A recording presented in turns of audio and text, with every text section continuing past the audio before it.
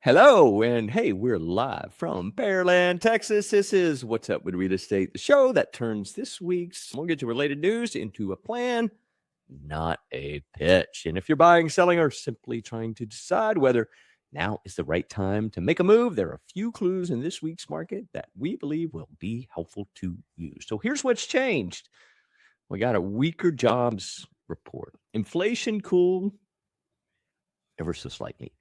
And in a more normal market, that combination would lead to lower rates. Instead, Freddie Mac's average 30-year fix just barely moved downward. So the question is, if the economic news got friendlier, why didn't mortgage rates follow and go lower? Well, the bond market basically looked at the good news and nodded politely and said, hey, have you seen the price of gas? And that matters because mortgage rates respond to more than one report. Inflation expectations, oil prices, government debt, and global uncertainty. Well, today we'll break it down. What is actually inside the inflation report, why existing home sales are still stuck at $4 million, and why mortgage rates only gave buyers a very small break. Then in today's mortgage and market and money strategy, we'll talk about a number that matters more than maximum payment that you can qualify for, the payment that still lets you sleep well at night. So tell me in the comments, are you watching the rates or are you watching payment? And zooming out for a quick second, when jobs cool but gas jumps, the market hesitates. That's who saw rate. Okay, so inflation cooled, but hey, what did the fine print say? And before we do move into today's first talking point, let's introduce our co-host, ChatGPT Sol. Sol, introduce yourself. Thanks, Mac. Hi, everyone. I'm Sol, your quick clarity co-host, here to add a little context, neutral lens, and maybe a little light wit, but always short and always practical. Right. So actually, of inflation, the July CPI, Consumer Price Index report from the BLS was reported by some as being encouraging. I would simply suggest keeping your eye on the oil prices. The part of the report the bond market tends to watch more closely is the core inflation and, core CPI, which removes the more volatile food and energy categories, rose just 0.2% during July. That brought the annual core inflation rate down from 2.6% to 2.5%. Progress? It tells us that broad inflation may be easing, but hey, and there is always a but when economic policy appears to be managed with chaos rather than a coherent stated purpose. Headline inflation was still up 3.4% from a year ago, and energy costs were up 14.7%. Anyone want to guess why? So the simple version is this: inflation is cooling.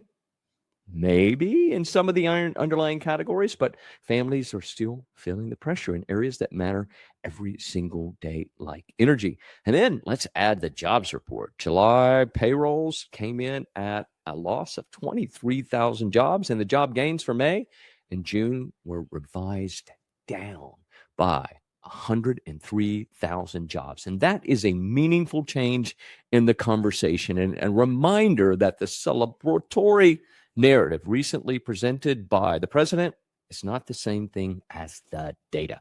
When hiring weakens, prior job gains are revised down, and inflation remains above target, calling the economy great begins to look less like analysis and more like collective delusion. That is why we're here, to follow the numbers. But that does not automatically mean mortgage rates have to fall tomorrow. And so exactly. Sol?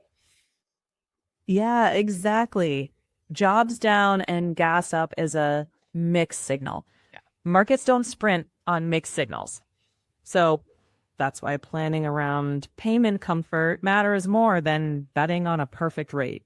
That's right. Exactly right. And for buyers, this is a reason to get prepared. We are believers in making a plan, not a pitch. And when it really isn't a reason to sit on the sidelines and waiting for the perfect headline, because they're not likely to come anytime soon. So for sellers, More stable financing conditions can bring more qualified buyers into the conversation, at least if they come from yours truly. And for homeowners considering a refinance, the question is never simply, did rates move? The question is, do the savings outweigh the costs of refinancing the home? And we now have roughly 40,750 active single-family listings in Houston, Texas, about 5.5 months worth of inventory. And that gives buyers more homes to consider, and in many cases, more room to negotiate. And if you were shopping today, compare the whole deal: the price, seller credits, cash to close, monthly payments, taxes, insurance, HOA dues. So let me ask you, which would help you more right now? A slightly lower rate or a meaningful seller credit? Comment, rate, or credit below. That's the decision frame. Trade the headline chase for math on the total deal. Yeah. That keeps plan, not a Pitch. yeah. Talking point number 2, sales are, well, stuck in low gear. And let me tell you, it's been that way for quite some time. And the National Association of Realtors reported that existing home sales in July came in at an annualized pace of 4.06 million homes. That was down 1.7% from June and only 0.7% from a year ago. To put that into perspective, a more normal pace for existing home sales historically is closer to 5 million to 5.5 million. And in 2019, we saw 5.34 million existing homes. So the national housing market is still moving, well, in low gear. Today, the buyers who are actually moving are overwhelmingly the people who just simply have to. Job transfer, growing family, retirement, or another major life event. And the two biggest reasons sales remain slow are affordability and what we call the lock-in effect. Hey, a lot of homeowners are wearing what we call golden handcuffs. Mortgages locked in at 2, 3, or 4. They may need more space, want to downsize, or simply prefer a different neighborhood, but voluntarily giving up that payment for today's interest rates? Not going to happen. That lock-in effect is one of the biggest reasons so many potential sellers remain on the sideline. Existing home sales have become that dashboard light that stays on, still there, around 4 million, and still telling us that strategy matters more than panic. Low national sales volume does not automatically mean a national price crash, and we haven't seen that. We've seen a modest decline in values, geographically based, and it means fewer people are moving, and the people who are moving need a good reason and a solid plan. So, Exactly. Low gear just means be precise. Price it right, use credit smartly, and lean on the plan, not the headlines. yeah, that's exactly right. Houston is a good example. While the national market remains sluggish, well, Houston single-family sales were up 1.6% year over year. About 8,340 homes sold. The median price was about $340,000, up 0.6%, and average days on market are 50 to 53 days. That tells me, buyers have a little more time to think, but not a lot of time to hesitate. And what you're seeing in your neighborhood, what are you seeing in your neighborhood? Is it moving faster or slower than 53 days? Let us know in the comments. I know in my neighborhood, it just depends upon the house, depending on the price point. And if it's not priced right, it is going to sit. And so for a quick break from this week's sponsor, HOA Share, which, hey, building a better way for property managers, HOA board, homeowners, and trusted local vendors to stay connected. Tired of home service hassles? Introducing HOA Share, your trusted partner for local services. The only HOA platform that pays you back. Earn cash back on every service, tracked in real time. Easily manage payments, all in one place. From plumbing to home cleaning and more, HOA Share connects you to trusted service providers. Connect, buy and sell, get notified, and more. HOA Share, your HOA finally worth something. Hey, thank you for that HOA share. And well, we're going to dive into this week's talking point number 3, and we're going to talk about mortgage rates. And well, why didn't rates come down? And according to Freddie Mac, the average 30-year fixed mortgage rate moved from 6.69 to 6.67. Not a reason to celebrate. Technically, an improvement, but hey, is only 0.02%, and rates remain higher than in the highest they've been in 2026. Normally, the weaker jobs market and softer core inflation would give the bond market more confidence that inflation is heading in the right direction. That would help push rates lower, but hey, mortgage rates are tied to more closely to the bond market and to the Federal Reserve. And this week, the 10-year Treasury yield moved only modestly from about 4.72 to 4.68, oil-driven inflation concerns, the conflict involving Iran, government debt supply, and uncertainty about the future of inflation all kept pressures on long-term borrowing costs. Clearly, folks, we have a leadership issue in Washington, D.C. And a quick reminder, Freddie Mac survey is a national average for conventional purchase applications. It is not an offer, and it is not necessarily the rates you personally will receive. Your actual rate depends upon your credit, down payment, debt-to-income ratio, loan type, occupancy, loan amount, points, lender credits, and timing. So, Exactly. That's why chasing national headlines can backfire. The smarter play is structuring the deal you can afford today. yeah, that's the right framework. And hey, here in Houston, got about 5.5 months worth of inventories. Buyers can ask better questions. They can negotiate taxes, insurance, HOA dues, seller credits, repairs, and financing. And the best transaction is not always the one with the lowest advertised rate. It's the one that best supports your financial life. Agree or disagree? Payment certainly matters more than trying to guess the next 1 or the next 0.1% in the interest rate. Exactly. Terms over trophies. Build the right total package. Don't Right. Yes, hey. Now we're into the mortgage confidence check. So this is your segment. Are you ready today? Yeah, I'm ready. Mortgage confidence is not about nailing the bottom. It's about knowing your monthly payment and reserves can handle bumps. If the number feels steady through surprise, that's confidence, not the headline. Back to you. Yeah. More Houston inventory is helpful, but rates and affordability are still real challenges. First-time homebuyers need to be payment ready before they are house hunting. For move-up buyers, so that would really put first-time homebuyers in maybe a 6 out of 10. And look, the way we manage things internally with our buyers is we believe that we can help you save not hundreds, but thousands of dollars. And we've executed repeatedly using our MortgageMack offer strategy. Move-up buyers as well. In a 7 out of 10, there's more selection, and many move-up buyers have equity to work with, but many of them have those golden handcuffs. And investors, well, those days may be slipping away. This is improving selection and room to negotiate, but hey, borrowing costs still demand disciplined cash flows.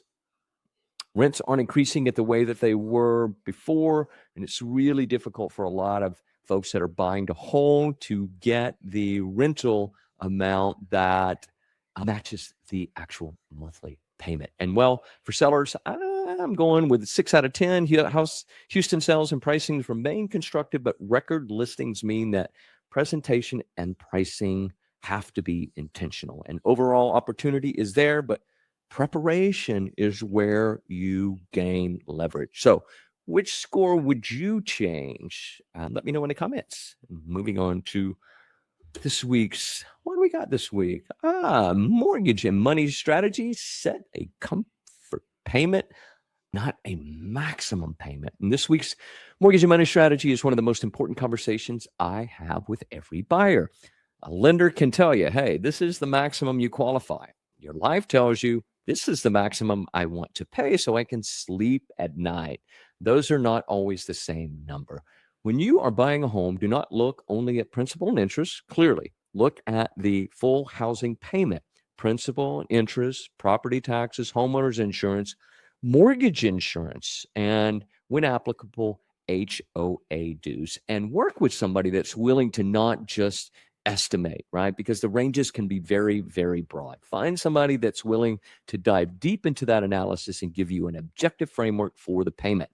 Then look at your real life: childcare, transportation, retirement contributions, medical expenses, travel, emergency savings, the things that make life enjoyable, and the reserves that won't surprise you when you have a crisis. And let's use a simple example. Suppose you approve for $3,800 monthly payment, but after you honestly look at your budget, if you want to discuss budget, send me a DM and I'll send you information on budgeting appropriately. But after looking honestly at your household budget, you decide, hey, 3,200 is what you're comfortable with. And that 600 difference may not sound like a lot, but hey, over 1 year, it's $7,200. And that is an emergency fund, a repair reserve, a vacation, retirement savings, or simply the ability to handle life without having to borrow more money or finding yourself in a crisis. Your home search should start with, in that moment, 3,200 comfort line, not the 3,800 approval ceiling. And I see that a lot, especially with first-time homebuyers. Fall in love with the aesthetics of a home. Payment is sort of, I can tell in the conversation, is making them uncomfortable. So decide on a comfortable payment before you fall in love with the house. Second, stress test that payment using the actual property taxes, HOA dues, and everything associated with the payment, as we discussed earlier. We intentionally analyze the payment as accurately as we possibly can in the first conversation, especially if you're looking at making an offer on a specific home. Third, compare at least 2 financing structures using the same cash to close target. They may mean comparing a price reduction, seller credit, a permanent rate buy down, which I've been discussing with folks a lot, or even a temporary buy down. And fourth, keep reserves after closing. Don't drain every available dollar just to get the keys. And this is where our E to the power of 4.